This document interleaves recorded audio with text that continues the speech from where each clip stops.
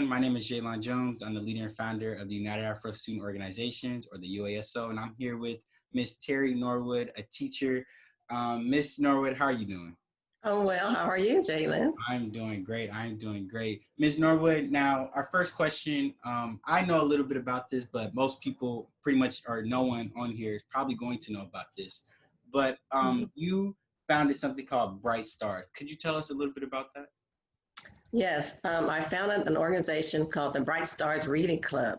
Hmm. I founded it in 2004, Hmm. and it was basically a need that I felt like I wanted to give back to the community. I wanted to do something, Hmm. get back to the community. I'm like, what could I do? And since I love promoting literacy with my students, I just thought it would be the perfect organization for me to be in. So I started and it started with the parks in Inglewood. We had Saturday classes, there were 2 hour sessions. And the mission of the organization was to help first, second, and third graders develop a love and interest in reading in an informal and fun environment. So I wanted to be totally different from the school setting. I wanted to be something that they wouldn't even expect. And so that was my mission every single Saturday when we had the class. As soon as they walked in there, they knew, oh, it's going to be fun. But for me, it was about getting them to love reading. And so I did whatever it took to promote the love of reading among the kids. Because as you know, Jalen, as you know, Hmm. reading is like the foundation to success in school and in life. So if a child does not like to read, that's not happening on my watch. So I'm like, okay, what can I do? So I made it really fun. They learned a lot. They heard stories. They developed their vocabulary and comprehension skills. We did role playing, we danced, we played music. They played games, which are all literacy based. What they didn't really know was this guy's learning. We had awesome volunteers. I mean, I tricked them all. I tricked them, but they loved coming. And we had the volunteers. That was it was great having volunteers to help. I solicited high school volunteers, starting with my own children at that time and their friends, and it was a win-win-win for everybody. I got to give back and do what I wanted to do to promote literacy. The children got that love for literacy and reading, and also the high school volunteers and college volunteers too. They were able to help out, and they're able to fulfill their community service requirements for college. So all the kids that were around, all the high schoolers that were around the students, they were all college bound, and they were in college. So it was all a positive, wonderful community effort. Right. That's what the Bright Stars Reading Club was all about. And that's right. That's like killing two birds with one stone right there. You really hit it right there. And that seems to be kind of the new craze, is trying to teach children in a fun and more exciting way. Because I feel like children and us as a society kind of put a stereotype on what school is, it's boring, it's very, we do this, do this, do that, very scheduled. But when you can kind of break that schedule, it kind of invites the kids into something new, something they haven't explored before. And they prefer to learn that way, I'm sure, than to be doing something like this, like this, like this. If you don't get this right, you feel Right, nasty. Your parents are mad at you. You get it in a fun, exciting way, and I'm glad you were able to find right. success in that. Another question: why is reading so important, and why did you decide to do first, second, and third graders? Is there something about the younger they are? Is it? Did you want to instill this into while they were young before it became too late, or did you just think that that was the best crowd for you to tackle? Well, I actually love reading stories to my class Hmm. when I was teaching after after lunch every day. It was a joy for me, and they really enjoyed hearing the stories. And it was just about the love of listening to a story and understanding it and talking about it, and just no test was offered or anything like that. So I'm like, I really thought that if I could take that time after lunch and put that on a Saturday program where it was like where I had all the flexibility to do what I wanted to do in a 2 hour period, then I thought that would be great. And so I decided to do the reading, the literacy, to promote literacy. And I decided to do the club it was a reading club. It was a fun place, remember? Hmm. So I decided to do first, second, and third graders because research has shown that if a child does not become a good reader by the time they're in the 4th grade, that they'll struggle most likely for the rest of their lives. So it was my goal to get in really early, promote that literacy, make them help them to enjoy it. First of all, they had to enjoy it. We never had any tests. We didn't have any desks. We would sit on the rug. It was informal. They could come with their friends, their cousins. They got to see their Saturday reading club. They were called Bright Stars, by the way. So the Bright Stars were able to be with Bright Stars who also enjoyed reading. And if they didn't like to read, guess what I did? I made sure they did before they left out of there. I made sure they had so much fun because they won prizes. They even got healthy snacks before they left. They even got a chance to choose books to take home. I had some grants that I had received, and so it was my goal to make it fun. So if I had to act crazy, silly, and act like them, because little kids, they like to laugh and have fun. They like to laugh at you, by the way. But if whatever I had to do to promote the love of reading and to let them know that it was fun, that's what I did. So yes, it was very important for me to instill that in them for those grades because when they're young, they're learning to read. But when you get like in fourth grade and beyond, then you're reading to learn. Mm-hmm. So that was important for me. And what I did also found that was very successful is I used a lot of fantasies, fictional stories, because little young kids, they really gravitate and make connections with those types of stories. We did some, fictional, non-fictional stories too, but I realized that the sillier the story, the more entertaining the story, then the better that they enjoyed it. And then even though the stories were fantasies, I also pulled out themes each week. So they learned about responsibility, friendship, kindness. They learned about consequences, how to be a good friend. They learned about different things. So it was not just about reading the story. It all was carefully and thoughtfully planned out each Saturday. But the lessons were planned out, but they could learn in many different things. And I think that's exactly how you tackle it. I think that was brilliant. Towards the end, you said you would give them fantasy books, but within those fantasy books are lessons, and that is golden for me because I've seen that not even in kids themselves. You see it in teenagers, adults, people that are fully grown that when they're doing something and they don't really know, what they're learning or what the end result is, but they eventually get it. And you see it, but they can't. You see that there's a kind of like better results, right? It's easy for me to tell you do this, and this is the result. And you can maybe quit. You won't want to be consistent when you may not like it. But when you're doing something you like, and you don't even understand what the end result is, you just know you're doing something you love. It feels better. That's what it's almost like passion. When you're passionate at something, you're working so hard.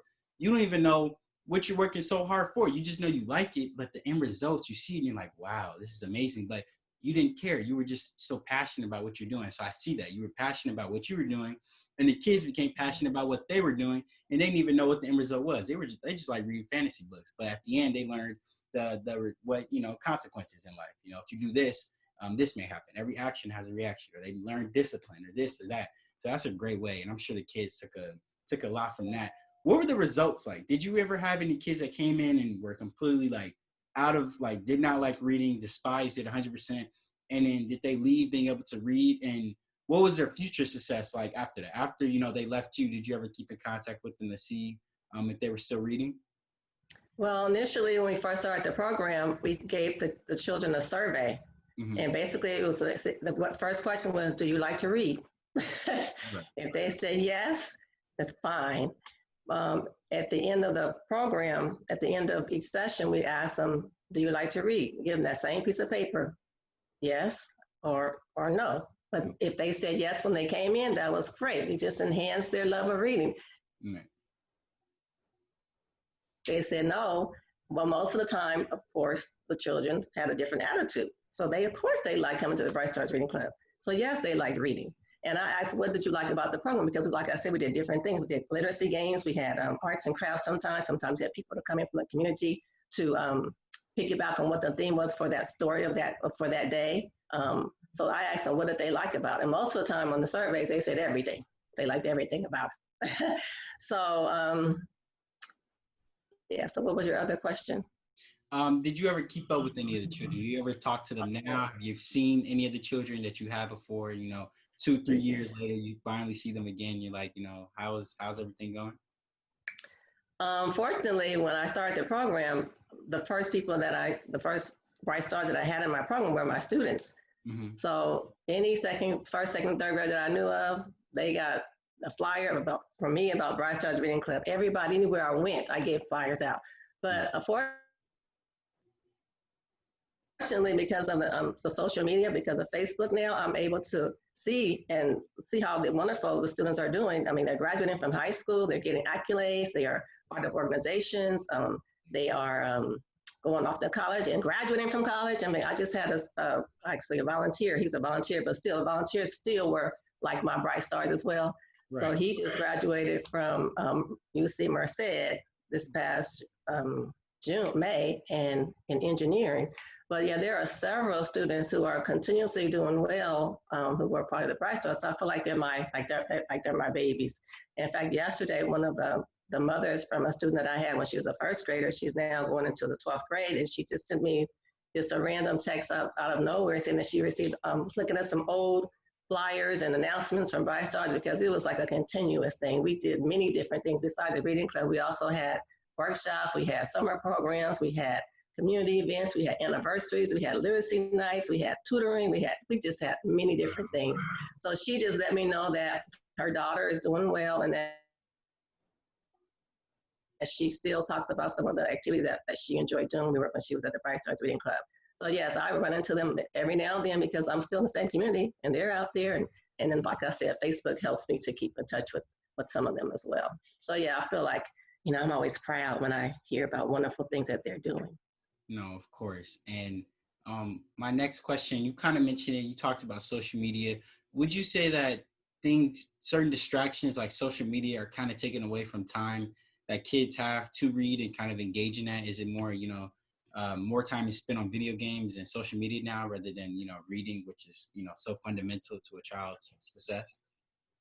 Well, I definitely think it's a challenge for parents right now. Years ago in the 90s, television was the challenge.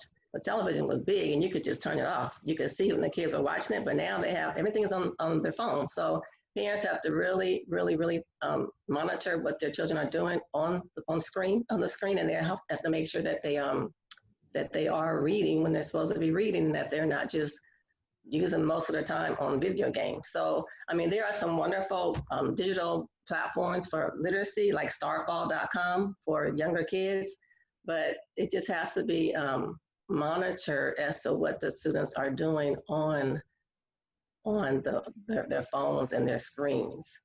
Right. That's the most important thing. I have a grandson, and I can actually see now that it's so easy for the kids just to be on the phone. Like, he just likes to look at kids playing. Right. I'm like, do starfall.com, because there you can learn your phonics skills, you can read, you can learn some things, but it's a real challenge. So if I was a parent with young kids now, that would be one of my main concerns, is to monitor how much time they're spending on non-academic digital platforms. Right. Our next question, which is one that applies to me, is I've always had an issue trying to finish long books. I've never been too consistent being able to read a very long book. I've always chosen shorter books, but now the books I read are pretty much all nonfictional. They're all nonfictional books, and they're very long. And so I still struggle trying to persist and be consistent with reading that book before I get tired, or I'm just like, okay, I'm tired of reading this. So is there any tips you have for anyone like me who kind of struggles to finish a long book and really engage yourself in it for that whole entire long run of those 500, 600 pages? So is the book a book that you want to read, or a book that you're required to read? It is all the books I read are always books I love to read. My high school surprisingly doesn't make me require me to read any books unless it's in class. So the 2 books I'm reading right now are ones that I bought myself. Well, I just think, Jalen, that you and everybody else, I think that it really helps if you pick books that you're interested in reading. Right. So if you like to do a certain type of sports or a certain type of, gardening or whatever, just pick books and stories that are connected to that, and that way your interest will be piqued. Right. And that actually is important for all levels. If I'm reading something that I'm interested in because I like to dance, if I'm reading a book about a dancer, then I'm gonna want to read the whole book. But yeah, basically that's what it is, just finding books that are of high interest to you. Because I know it can be very difficult to stay with the book, to read, to complete a book, and you're not totally able to finish it because you're not interested in it. Right. So, And yeah. are there any tips that you can give anyone to become, a stronger and better reader throughout their life? Well, starting from a young age, definitely read every day. Right. There's so much to read. There's a lot to read on, like I said, on the screen, and just there's so many books, and just read every day. Newspapers and reading is just not about reading books. Reading can be done in different forms. So if you like the newspaper, if you like magazines, if you like doing crossword puzzles, I mean, just keep reading every day, especially for the younger students, younger children. And then their parents should, when they do read books, they should maybe read with them, engage in a story with their kids, and also ask questions about the story. If a student is too young to read, they can picture read. They can picture read the book and just try to just tell you, summarize what they see. But the main thing is that students, young students, they need to read every single day, and they need to enjoy it. So parents have a hard job because they have to engage their children in making sure that they are not forcing them to read, Mm-hmm. like because out of punishment or because, okay, you'll read a book. No, but just go ahead and read with them and just, make it fun and interesting. And yeah, and just have the books for them to read at home as well. Like that's important to have access to books. So I know the libraries are not open now, but there's a million books in the library. So parents should take the time to take their children to the library and explore the library and check out books and take them home and enjoy reading them as well. Right. And reading is really just a skill. That's really all it is. And so to build a skill, you have to do it consistently, right? If you're working, Exactly. you pick up weights, and you do it, 5 days a week, and then you bump up the weights, or you get a bigger Right. book, start improving. So anything in life is going to take consistency and going to take hard work to be able to master something. To pronounce, long Right. or hard vocabulary words, you have to consistently, try hard and long vocabulary words until you can start to get consistently better. So that's really all it is. So you made a great point there. Another thing that I want to say too, Jaden, is that I'm talking a lot about elementary age children, but one thing that teenagers can do is they can actually read books with other teenagers and develop a book club. Right. So there are a lot of book clubs for adults that people have, but like you, for example, hey, I want to have a book club. So everybody, we agree that we want to read this book, and then we're going to come together and we're going to discuss the events, the places, the time, and just, talk about it, ask questions about it, engage in one another in a book club, and that can be done on Zoom as well. But that's something that the older kids can do. They can have book clubs. We've had some of those too at Bright Stars Reading Club. We've had book clubs for organizations and for just teenagers in general. So yes. And you'd be surprised to see this, but actually, throughout social media, I've been seeing a lot of people actually start to promote book clubs ever since the Black Lives Matter movement has gone on, and really just this new age. I feel like a lot of people are seeking knowledge, at least from the lenses I see it, and the people I'm surrounded around. I put myself around people who like to seek knowledge. So I know that's why I got into reading, because I saw that there's so much value in reading and there's so much knowledge that can be obtained by it. And so there actually are more book clubs being created. There's more online type of things of people wanting to start book clubs to share that knowledge with people. And a lot of this has to do with either making money from home, because there's so like the 9-to-5 type of lifestyle is really dying down quickly. A lot of people want to work from home. So there's book clubs on that. There's book clubs on Black education, learning our Black history and things like that.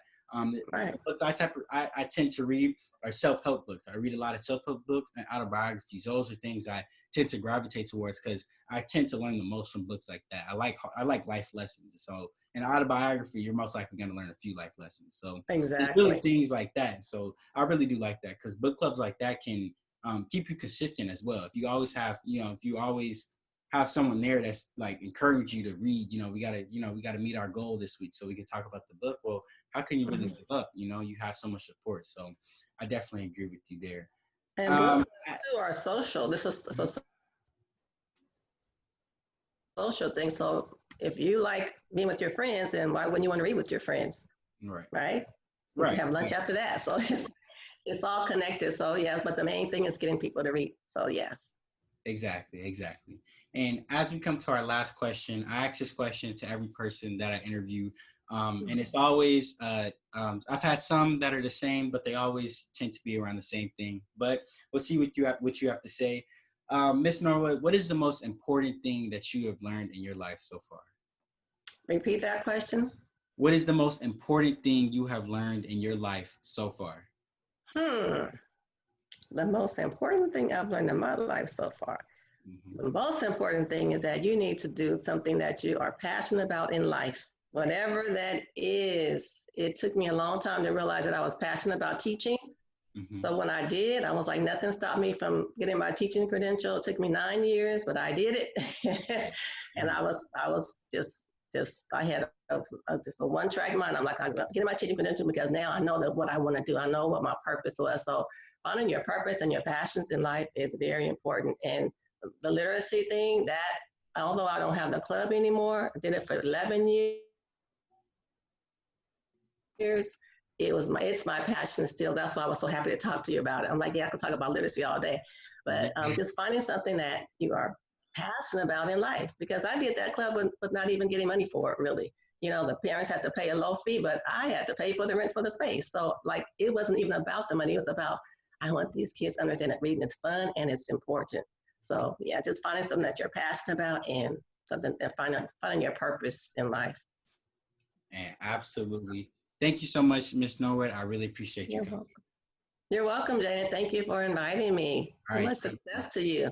And best of luck to you as well. Thank you, Miss Norwood. I really do appreciate you. I'll be in touch with you when this video is put up, okay?